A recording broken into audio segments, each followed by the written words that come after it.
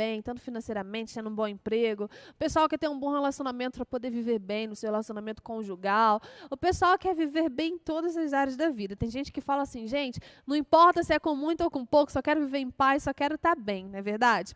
E existe um segredo na palavra de Deus. É um versículo simples e ali tem uma grande chave para a gente aprender o que nós devemos fazer para conseguir viver bem em todas as áreas da nossa vida.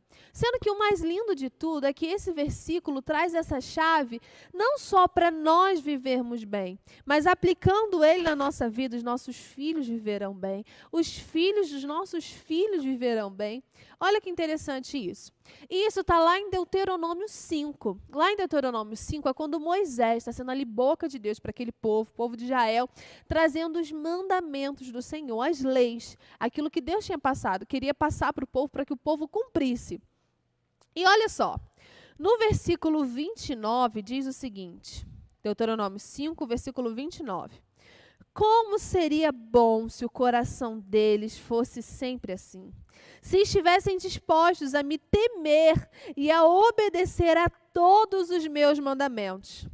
Tudo iria bem com eles e seus descendentes para sempre. Deus está falando assim, gente, como seria bom se o coração dele, desse povo, estivesse disposto a obedecer, a temer também a mim, ao Senhor, e a guardar, a cumprir todos os mandamentos. Sendo assim, tudo iria bem com eles e com seus descendentes, não é por um dia, não, é para sempre.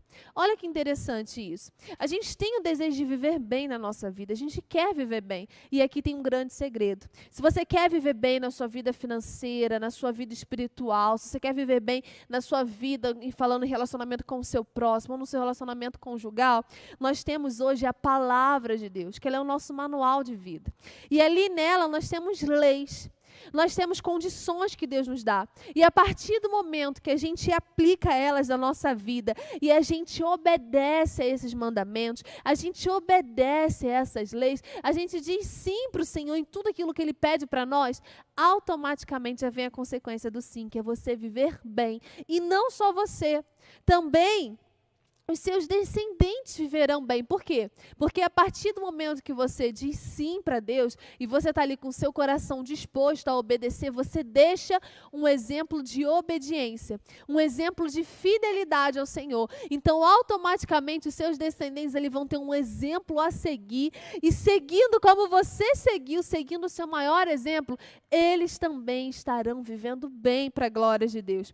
Faz até contexto com esse versículo 29, lá em cima, no versículo 9, quando diz o seguinte, na parte B do versículo: trago as consequências do pecado dos pais sobre os filhos até a terceira e a quarta geração dos que me rejeitam. Ou seja, aqueles que não obedecem ao Senhor, aqueles que dizem não ao Senhor, eles deixam um legado nessa terra que acaba que a consequência do pecado dele, a consequência do não dele, vai vindo sobre a terceira e a quarta geração. Por quê? Porque fica o exemplo dele.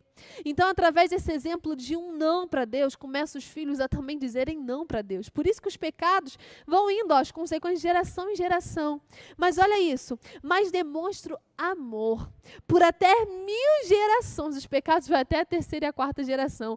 Mas o sim para Deus, o amor ao Senhor, ele é recíproco, ele vai e responde em amor por até 1000 gerações dos que me amam e obedecem aos meus mandamentos. Querido, se você quer ser bem-aventurado nessa terra, você quer viver bem nessa terra e você não quer só se limitar nisso. Você quer que os teus filhos, que a tua geração viva bem nessa terra, tema ao Senhor e obedeça a Ele. Temer a Deus, tem muita gente que faz sinônimo dessa palavra como se fosse ter medo. Mas não.